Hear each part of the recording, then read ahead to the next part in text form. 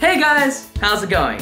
So recently, the Yoyofactory Dreamline has been getting pretty big. They've made titaniums, aluminiums, plastics, and it was only a matter of time before they made a bi-metal. And sure enough, on Halloween, they dropped this bad boy, the Yoyofactory Nightmare. I've been curious about this one for a while, mainly because I really like bi-metals, but secondly because the shape was really elegant and it kind of, you know, it appealed to me. It looked like something that I could potentially use as, you know, another competition throw.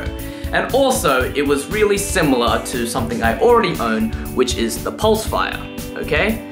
Should I do a comparison video on that? I'm not particularly sure yet. Comment down below if you guys want a comparison video between the Nightmare and the Pulsefire. When I finally got my hands on one, I thought I should share my opinions with the world, and so thus this video was born. Okay, so specifications: diameter 56.09 millimeters, width 42.88 millimeters, gap width 5 millimeters, weight 64 grams.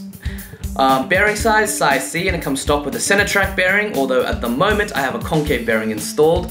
Response, CBC 90mm slim pad. As you've undoubtedly noticed, the Yoyofactory Nightmare has a bi-metal design. I'm not too sure on the specifics of the aluminium used, but I'm guessing how well that this bead blast finish has turned out. I'm guessing it's a 6065 aluminum, and it's got stainless steel weight rims, like most of the bi-metals on the market. The Nightmare has an 8mm axle and comes stock with a center track bearing. However, as I mentioned before, I have got a concave in here. The Nightmare weighs in at about 64 grams, which in relation to monometals and, you know, yo-yos, basically that were pumped out in, say, 2014, 2015, is pretty light. However, compared to most of the bi-metals I've reviewed this year, it's generally right in the middle.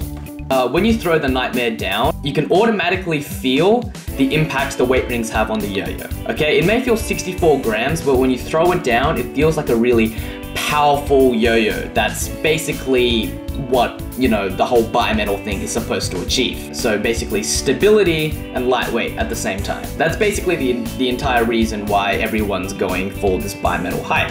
The angular V-shape pretty much borders cliche for speedy players. Why? Well, because it works. I mean, look at all the fast players.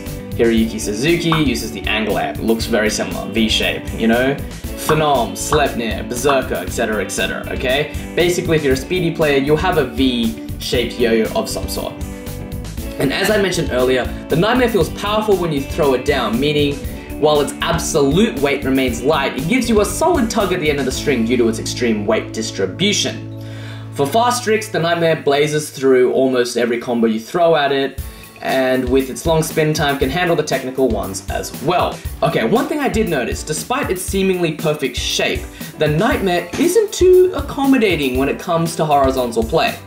With its diameter sitting at around 56 millimeters, it isn't the easiest yo-yo to catch without a steady amount of concentration. So for me, the yo-yo tends to slip out of control and lead to an endless array of misses, which is never good when it comes to competition.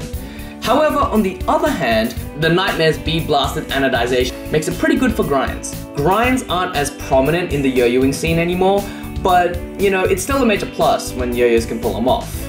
Even with this protruding little nub there, the Nightmare is pretty good when it comes to horizontal finger grinds. So if you guys were curious as to whether the Nightmare could handle finger grinds, horizontal finger grinds, yes it can. So, summary, the Nightmare is a bi-metal yo-yo done correctly. You can feel all the benefits of a light yo-yo and, I suppose, less of their weaknesses. Its design allows you to chew any yo-yo trick you can throw at it, whether it be grinds, technical, horizontal combos, anything of the sort. While I would have preferred a slightly larger diameter, the Nightmare is still a yo-yo I'm very happy I have in my collection. So yeah. So those are my thoughts on the Yoyofactory Nightmare. Comment any questions, queries, criticisms down below, and I will see you guys next time, okay?